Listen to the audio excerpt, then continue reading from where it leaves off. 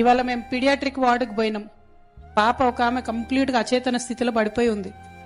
ఏం చేయలేకపోతున్నారు వైద్యులు. ఏమైందన్నా, ఎందుకు, ఏం డాక్టర్ గారు ఏంది అంటే, ఎంఆర్ఐ లేదు మేడం, ఇక్కడ ఇబ్బంది ఉంది, పంపితే నీలోఫర్కి పంపాలి.